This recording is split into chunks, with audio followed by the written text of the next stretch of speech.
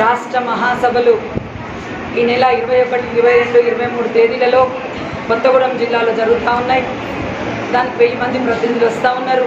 అందులో ఒక ప్రణాళిక రూపొందించుకొని ముందుకెళ్తా ఉన్నాం. ప్రధానంగా రాష్ట్ర వ్యాప్తంగా పేదలందరికీ ఇంటి స్థలం ఇవ్వాలి. ఇంటి నిర్మాణం కోసం రాష్ట్ర ప్రభుత్వం 5 లక్షలు ఆర్థిక సహకారం చేయాలని, కేంద్ర ప్రభుత్వం 10 లక్షలు ఇచ్చి ఆ రకంగా పేదవారిని ఆదుకోవాల్సినటువంటి అవసరం ఉందని ఆ సభల్లో మాట్లాడబోతా ఉన్నాం. అట్లాగే ధరలు తగ్గించాలి.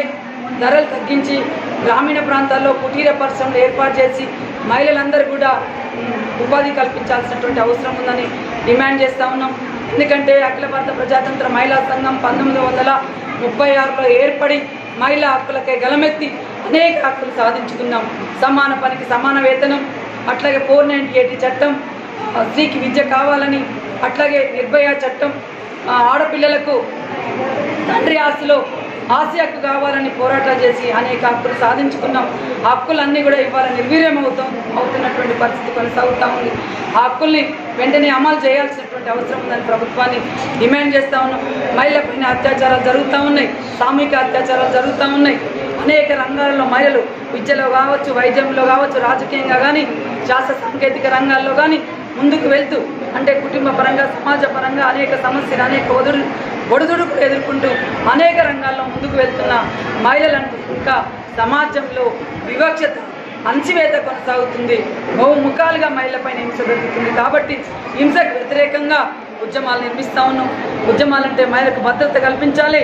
మహిళలకు భద్రత కల్పించేటటువంటి విధానాలు కేంద్ర రాష్ట్ర ప్రభుత్వాలు తీసుకురావాల్సినటువంటి అవసరం ఉందని మేము డిమాండ్ చేస్తూ ఉన్నాం. అందులో భాగంగానే ఈరోజు రాజన్న సిరిసిల్లలో టౌన్లో 3వ మహాసభలు నిర్వహించుకుంటున్నాం. ఈ మహాసభల్లో ప్రధానంగా మేము ఏం డిమాండ్ చేస్తూ ఉన్నామంటే, పవర్ లూమ్స్ కార్మికులు 10,000 మంది ఇక్కడ ఉన్నారు. ఈ 10,000 మందికి మొత్తం కూడా పనిపోయింది. అందులో మహిళలు చాలామంది ఉన్నారు, మహిళా కార్మికులు ఉన్నారు. మహిళా కార్మికులకు పక్క పని దొరకక వాళ్ళు మైక్రో ఫైనాన్స్ని ఆశ్రయించారు. మైక్రో ఫైనాన్స్లు ఆశ్రయించి రుణాలు తెచ్చుకున్నారు.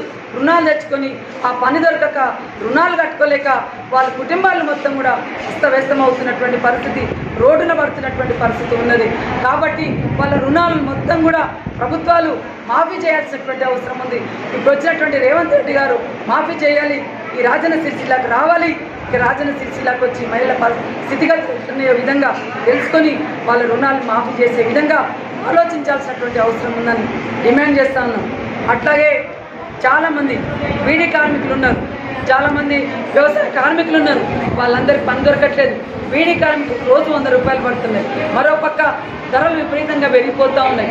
కాబట్టి బీడీ కార్మికులు కూడా రోజు 500 వచ్చే విధంగా ఆ రకంగా ప్రభుత్వాలు చర్యలు తీసుకోవాలి.